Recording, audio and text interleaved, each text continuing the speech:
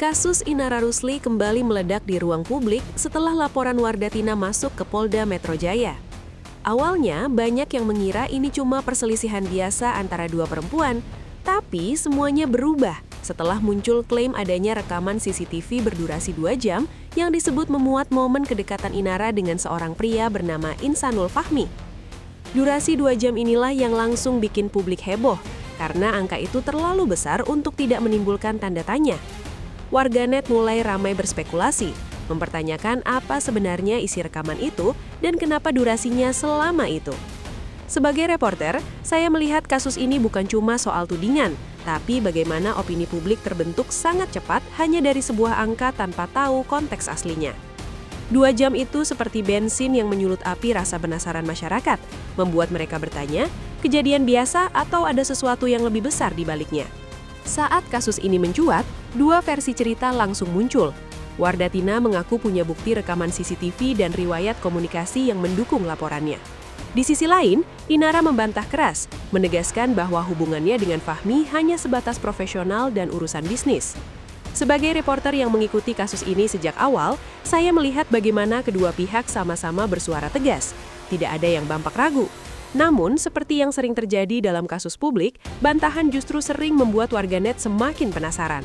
Mereka ingin tahu siapa yang benar, apa yang sebenarnya terjadi, kenapa durasinya 2 jam, kenapa rekamannya tidak ditunjukkan ke publik. Semua ini akhirnya membuat konflik semakin melebar, bukan lagi sekadar laporan polisi, tetapi sudah menjadi drama yang menyebar ke banyak platform sosial media. Namun yang pasti, sampai hari ini belum ada bukti visual yang benar-benar dilihat publik secara langsung. Masyarakat hanya memegang klaim, bukan fakta konkret yang bisa diverifikasi. Menariknya, masyarakat bukan hanya memperdebatkan laporan atau bantahan dua pihak, tapi justru terpaku pada satu elemen paling kecil, durasi rekaman. 2 jam.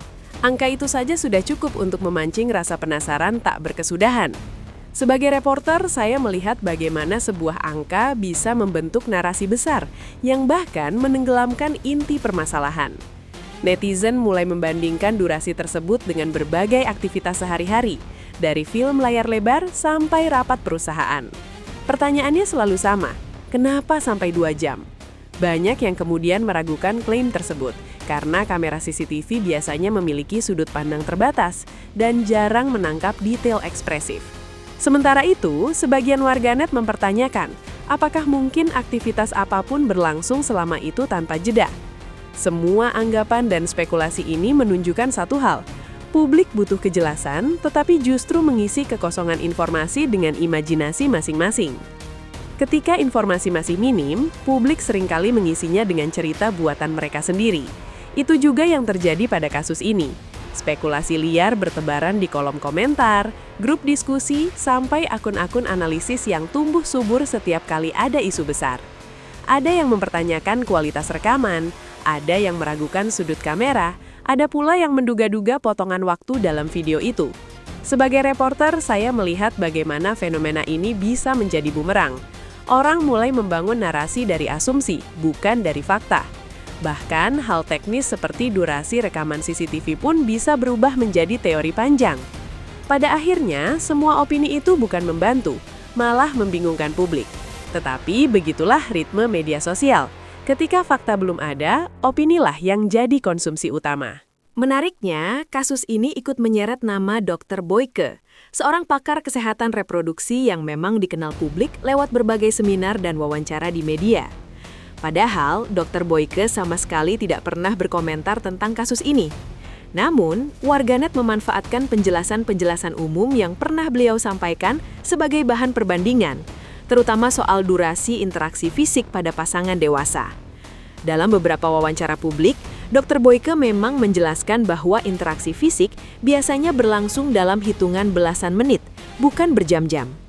Dari sinilah, warganet mulai menautkan informasi medis umum dengan rasa penasaran mereka terhadap durasi 2 jam yang ramai dibicarakan itu. Sebagai reporter, saya perlu menegaskan bahwa ini hanya interpretasi warganet, bukan pendapat resmi dari Dr. Boyke mengenai kasus Inara. Namun, dinamika publik seperti ini memang tidak bisa dibendung. Nama yang relevan sedikit saja langsung ikut terseret dalam percakapan.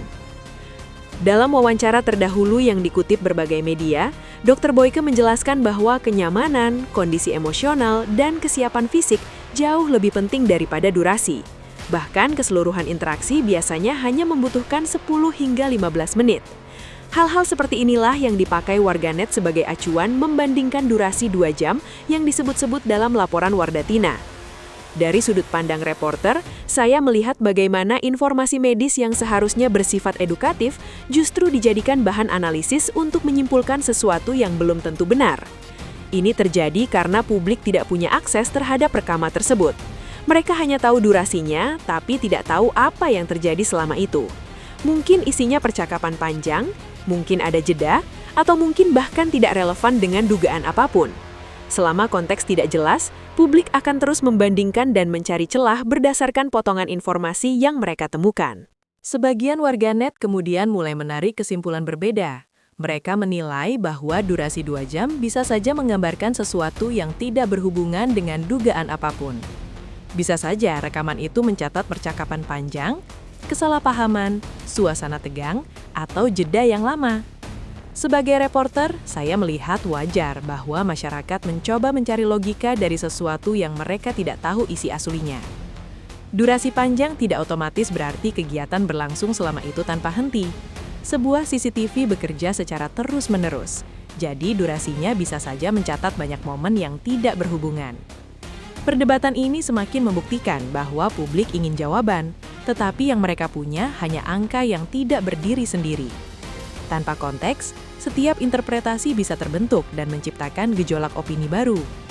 Hal yang paling menarik dari seluruh drama ini adalah, sampai detik ini, publik belum pernah melihat rekaman tersebut.